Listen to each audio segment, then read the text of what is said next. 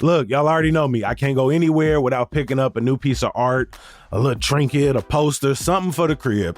That's why the other art fair, that's a dangerous place for me. It's 4 days of independent artists, thousands of original artwork starting at around $100. Even if you're not trying to buy something, you can meet the artists, attend workshops and interactive installations, or, hang around for the mini golf, the DJ sets, and the fully stocked bar.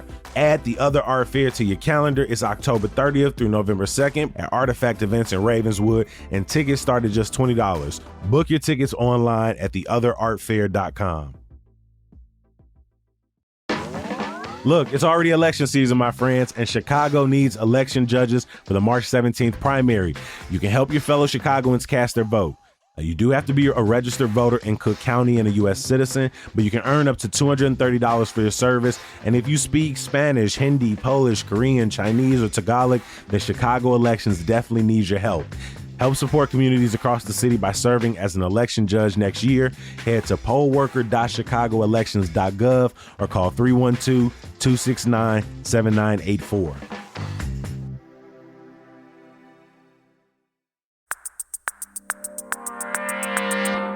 Today on CityCast Chicago. Now, despite what the haters would have you believe, Chicago was named the best big city to travel to by Condé Nast for the 9th year in a row. And whether or not Chicagoans like to admit it, our city low-key relies on these tours. In fact, it's quite high-key. Restaurants, hotels, museums, hell, the city budget all need visitors to help prop them up. So what does it look like to market Chicago to the world, especially when it sometimes feels like Chicago versus the world? It's Wednesday, October 15th. I'm Jacoby Cochran, and this is what Chicago's talking about.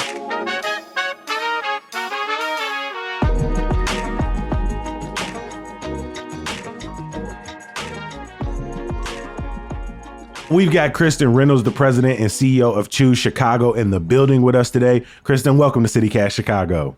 Thank you so much, Kobe. I have been listening to you for a long time, since before I was even a resident, so I'm thrilled to be here. That means a lot to us. We are very grateful for you listening to us. You've been in this role for the better part of 6 months now. You got to enjoy what some people would argue is the best part of this city, summertime shy, despite all of the tension that this city has been living under. What's been your favorite part of your kind of early days in the city? Well, honestly, just exploring everything that Chicago has to offer. Every time, I'll go someplace and it just feels like an endless array of opportunities. I was on a rooftop the other day. I'm walkable to my apartment. The biggest challenge is going to be exploring all of it. It's crazy, the amount of festivals, activities, events, restaurants, museums, exhibits. It's just nonstop, and I love it. I'm here for it. It is important to know that everybody thinks that their city is the best city and is special, right? So I started my career, I spent almost 20 years in Arizona, and then I went to New York for the last 10 years. And when Chicago position opened, I'm an empty nester now. This is my first year being an empty nester. I was ready to do something exciting and new. My husband, I used to say, was a Chicagoan. But since moving here, I have learned to say he's from the suburbs of Chicago. Okay. So I've learned already. So definitely when Chicago opened, jumped at the chance because, more than just being the third largest city in the country. And as we've just, realized, the best big city in the U.S., the 9th year in a row, the Midwest in and of itself is a really awesome place because you get all of the culture, all of the urban offerings and assets of a major big city, but with the kindness of this incredible Midwest community and the diversity of our 77 different neighborhoods. I mean, it is really a magical place, and I'm very lucky and grateful to be here. Chicago has been in the national spotlight for one reason or another a lot lately. We had last year's DNC, to the president calling it a hellhole recently. We've seen ICE agents unlawfully detain, more so abduct Chicagoans off the street. At the same time, like you just mentioned, Chicago was voted the best big city by readers of Condé Nast Traveler for the 9th consecutive year. I've traveled through Midway and O'Hare over the last couple of months, and I hear Mayor Johnson in the back constantly doing his spiel about this award. What about Chicago do you think has kept it being readers' favorites, despite us always having to push up against this really misunderstood national narrative? Yeah, I think the reason it continues to win, is particularly in Condé Nast, is because Condé Nast is a very reputable magazine that is subscribed to by very savvy and well-traveled people. People that subscribe are people that go to these places. And anyone that has been to Chicago or is in Chicago, like right now, as you and I are speaking during Marathon Weekend and Chicago Fashion Week and all of this incredible activity, knows what Chicago is really about and understands what a fantastic and beautiful and clean, I call it sparkling. The city literally sparkles, and all of the cultural assets. These are well-traveled people that are savvy. And that's why Chicago continues to win that award and moniker in this publication. And what we're hearing, in my opinion, on the national, news channels and the feeds are people that aren't here, that haven't experienced it. The people that are saying those things about Chicago simply just don't know Chicago. Were there people in your industry, in your circle, who, when you were thinking about coming to Chicago to do the work of, let's be honest, when you're selling a city, there is some, sort of give and take in terms of how people view the city, understanding those perspectives? Were there people in your industry or circle whose biases you had to kind of listen to as you were kind of making this career change? When the position came open, I jumped at it because I come to Chicago all the time because my husband is from here and we visit our family.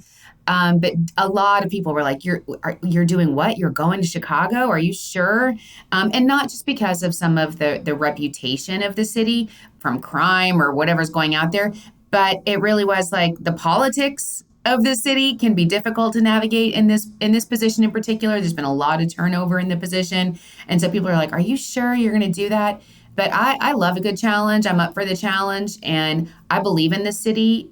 And I got to tell you, I have not regretted it a second since coming here. It has exceeded all of my expectations from the political support that I've received to the community support and the stakeholders, and just living in the city. I live downtown. I love living next to all of these crazy shops and awesome restaurants. I literally have not turned on my oven or stove since I moved here. Like, that's how awesome it is. I hear that. I hear that. But yeah, there's a lot of perceptions out there. And even today, as we're doing a lot to combat that narrative. In the 6 months that I've been here, yes, we've broken records on the summer. We've announced the 9th consecutive Best Big City. We launched a recent campaign called All for the Love of Chicago, where we have a new social media channel where it's not just us telling people about it. We're curating all of the great content and videos from people that know and love the city and are here. And it's been so incredible. But still, people will text me, my heart breaks for your city. Are you okay? I mean, there is so much great stuff happening. And it is a lot of work to try to not only tell people how great Chicago is and compete with all of our other cities and wonderful destinations, but to combat that narrative before you can even share that story. And contextualize, because for as much as we have also covered the kind of lawlessness being placed upon us by these federal agents, you can as much talk about the resilience across Chicago neighborhoods, the way people have shown up for their neighborhood, their community members, their small businesses, the way they've come out to provide resources for one another. You mentioned Choose Chicago reported that the city broke a record for demand in summer hotel rooms. It increased compared to the summer of 24, and it broke pre-COVID pandemic records. Of course, a lot of traveling and tourism was impacted during the pandemic and the years after. How do we once again become a sought after global destination, even with these negative connotations? Because I know international tourism and, people visiting the city and staying in the city is really a huge part of our industry. It is. And you know what? We do it by communicating, and we are communicating heavily right now. We're looking at content creation in every aspect, because you have to be everywhere where people are consuming content right now to combat these kinds of narratives. But the good thing is we have an incredible product. A lot of other destinations have to kind of create product. They have to figure out what they need to do to lure people. We don't have that. We have it. We have the culture. We have the community. We have the diversity. And from an international perspective, the visitors that we're talking to, Chicago right now is one of the few cities that actually still embodies that American value of welcoming and appreciating immigrants and welcoming visitors and embracing diversity and all of those things that people expect America to be. Chicago still embodies all of those values. And we're very lucky to have elected leaders, both at the city and state level, that support that. And again, a lot of my counterparts nationwide don't have that luxury. We do value immigrants and diversity and culture, and we're going to welcome you. And safety means different things to different people right now. From the international visitors, they're here running the marathon, all those things. Safety means knowing that when they come here, that they're going to be embraced by our community and that we're going to stand up and protect them.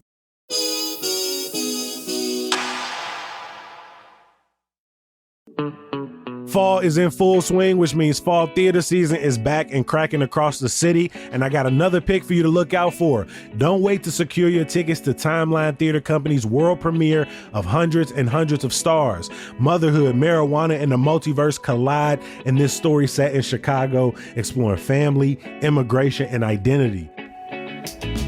The play follows Clara, who's applying for U.S. citizenship ahead of a trip to Paris with her tween daughter, but Clara's application is unexpectedly flagged, threatening the only home she's ever known.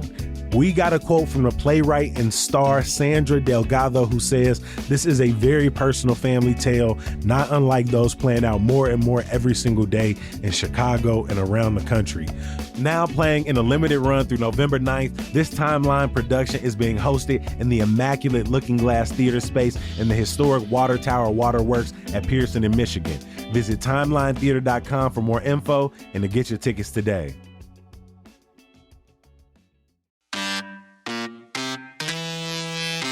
Seriously, the temps are dropping, the rain is coming, and you don't want to run out of time to replace your old, stuck, or drafty windows. Y'all already know what I'm about to say. Window Nation offers some of the best replacement windows out there. Plus, the installation crews are quick and effective, finishing a job in a day or less, and you can rest easy with Window Nation's lifetime warranty. And get this, right now you can make no payments for 2 years, no monthly payments, no down payment, and no interest until 2027. Protect your home into the future with high-quality windows from Window Nation. Schedule your fast free estimate now with the pros at Window Nation and do it before October 31st to save big. Head to windownation.com. To have in many ways, record-breaking summer, I wonder what were those events this past summer that brought in the most tourism? You talking about the marathon and the big impact that has. What are some of those other tentpole events for the city? So what a lot of people don't realize is that we know the events as residents, like the big ones that you see, like Lollapalooza was a huge one. We had 5 consecutive concerts at Soldier Field. One of the biggest ones was one that wasn't even on our radar, Blackpink, this K-pop band that had a huge following. Yes. Sueños, all of those things. Y'all not paying attention to the K-pop scene, Kristen. Come on. Right? I was like, well, we are now. I'll tell you that. I am now. But honestly, it really is about meetings and conventions. We have the largest convention center in North America at McCormick Place. That's very slept on. That's a very good point. I live closer to it now. And so I see just how much activity and traffic goes through it day and day, because no one's paying attention to the tech conference that's coming through. No one's paying attention to the cloud-based data services conference that's happening there. There are so many different conferences that are taking place week after week. It's true. And these are the things that set the foundation for our city. So our team right now, we're booking conventions into 2040. So what we're doing now will impact us for the next 10 years. And these, like this week, we have the convention of convenience store owners, or we have international food Never heard of technologists. it. I know. And that's the thing. This is what we know as residents, but when we have tens of thousands of people that are here again Monday through Friday, and they're on business expense accounts, they're booking the hotel rooms and creating that foundation of business. That when we have a concert or an event, that helps the rates stay higher, which is more revenue for us, more jobs. And it really, all these things compound. It creates what we call in the industry compression. So the compression builds that demand and supply that we love to have, which makes Chicago the place where people want to be, because everybody has FOMO. Everybody wants to be where the rates are high and you can't get in. And that's what we're hearing right now. And that's because we start with the convention and meetings, which are our bread and butter, and then we layer on events, activities, and concerts, sporting events, and that's what makes Chicago the top tier A-list city that it is. I started looking at McCormick's event calendar right when you said that. Digestive Disease Week, Automotion, the future of protein production, K through 12 chess championship. Obviously, like what I was saying earlier, people might think of Comic-Con like events or the auto show, but there is so much. An international band and orchestra conference taking place in December over at McCormick Place. And those events, just so you know, are highly competitive.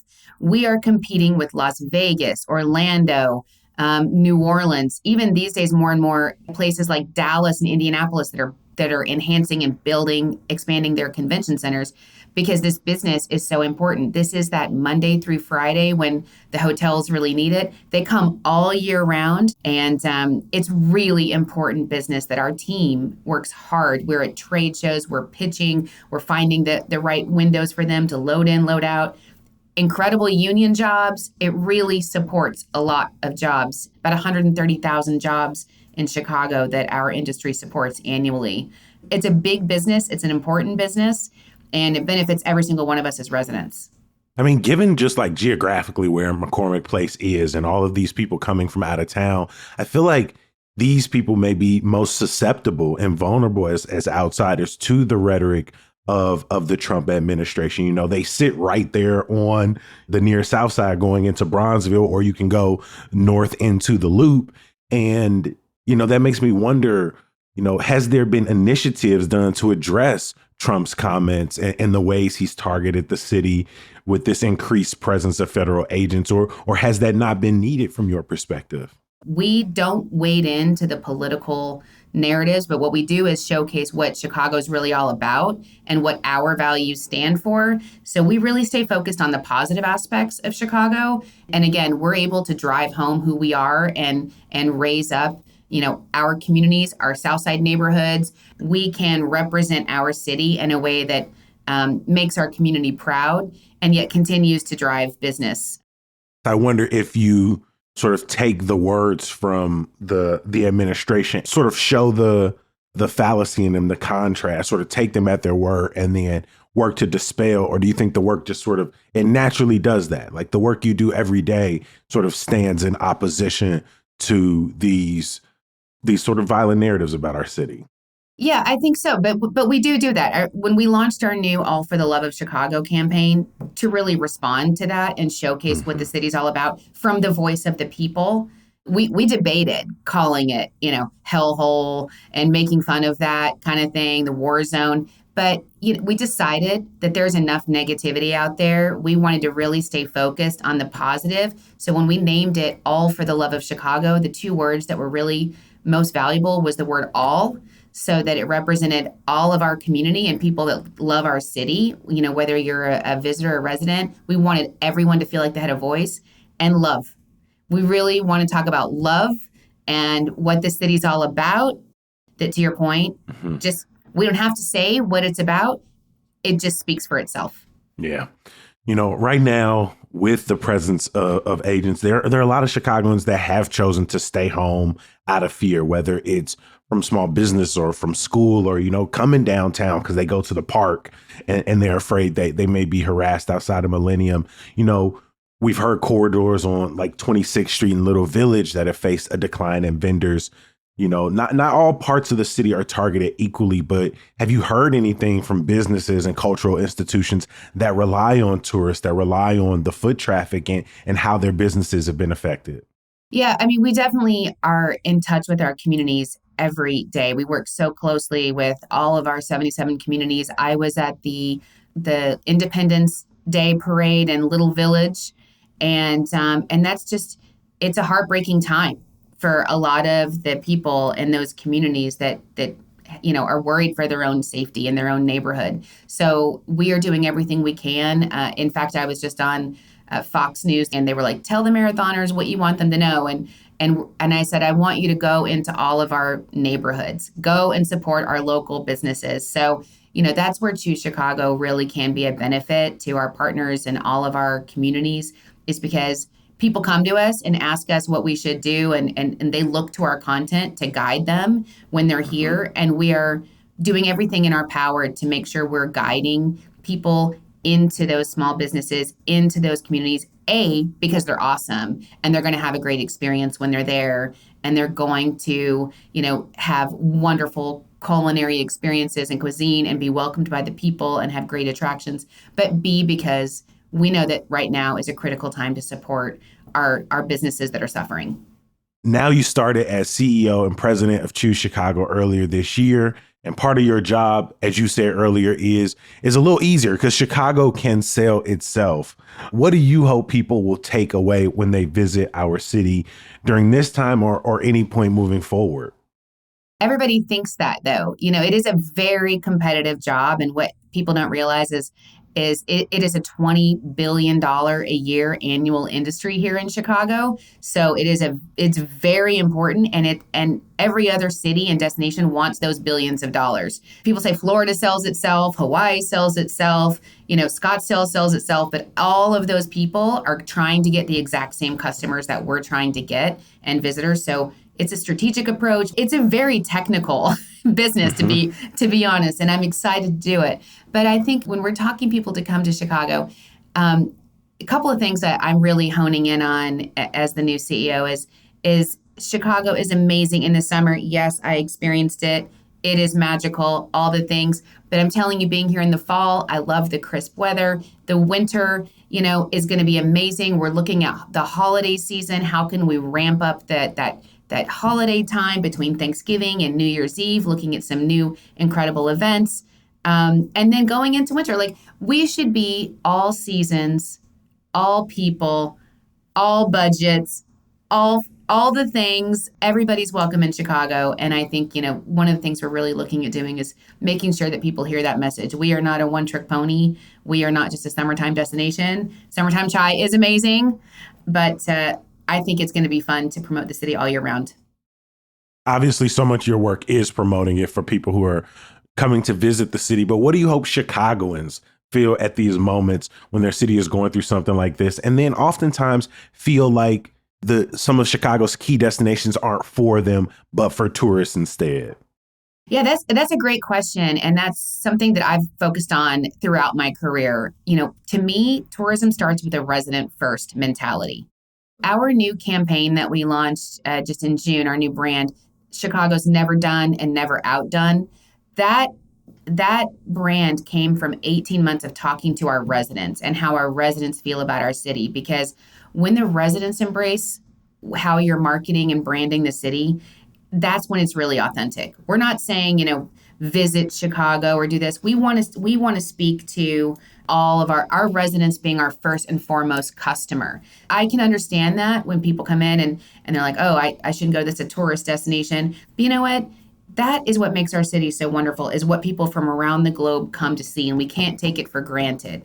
You're also going to see more Choose Chicago marketing to residents because, especially, like I said, during those winter months, that's when our residents can reclaim our city, get out and about, go see a show, a Broadway level show here in Chicago, go see the ballet, go to your favorite restaurant, and you don't have to deal with a lot of those summertime crowds.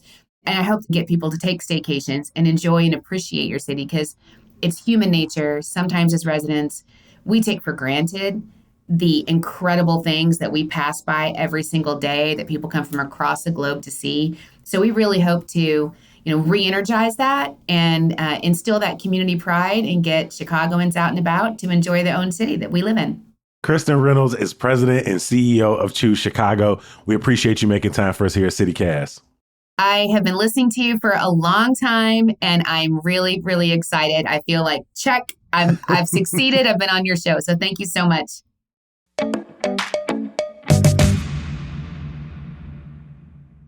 Before we get out of here, I just want to take a quick moment to talk directly to the CityCast Chicago fans. Hey, Chicago fans who also happen to be Cubs fans. I understand it's been a few days, so it may still be too soon. I can only imagine the pain that you all felt on Saturday as such a hopeful and at times promising season came to an abrupt, sour, and unfortunately offensively inept end. I want you to know I watched every single playoff game. For the people in my DMs, the people in the comments of the videos of me going up to Wrigley earlier this year to talk to Cubs fans, under the video a couple of weeks ago where I wasn't so excited for the Cubs clinching. I know some of y'all believe that I should just be happy, right? That a Chicago team is succeeding and I should throw all of my love behind them. I do not and will never agree with you, but I want you to know I keep it real. I think this is a season worth, holding your head high for, right? At the end of the day, you already know where my heart lies. And I probably don't make it easy on you listening to the pod sometimes, but I tip my hat. Congratulations to you. I hope it was nice. I hope you enjoyed it.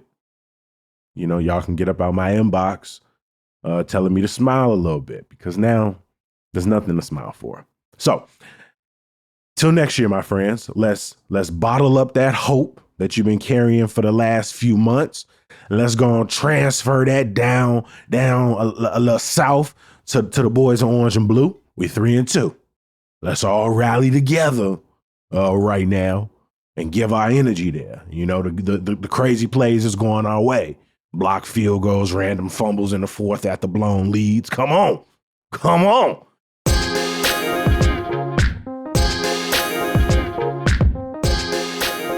Some good news. We can't forget Destino, Chicago's International Latino Theater Festival is ongoing all month. And this weekend, 2 brand new plays are premiering, including on Friday. No Trailer is running at Free Street Storefront Theater and Back of the Yards off 47th and Ashland. And Las Borinquinas starts up Saturday at Chicago Dramatists off Chicago and Milwaukee. I'll drop a link for the entire festival in the show notes. Make sure you show up and show out.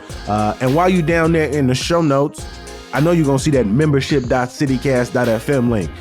For the last few weeks, we've been telling you all the perks, all of the ways that we appreciate the support of people who sign up to become CityCast Chicago neighbors. So I ain't going to hit you with the extensive pitch. I'm going to just say, if you got $10 a month or $100 a year and you want to keep this little podcast and newsletter sort of flush $10 at a time, go on here and give it a little click. I'll talk to you tomorrow or, whenever the hell you listen. Peace.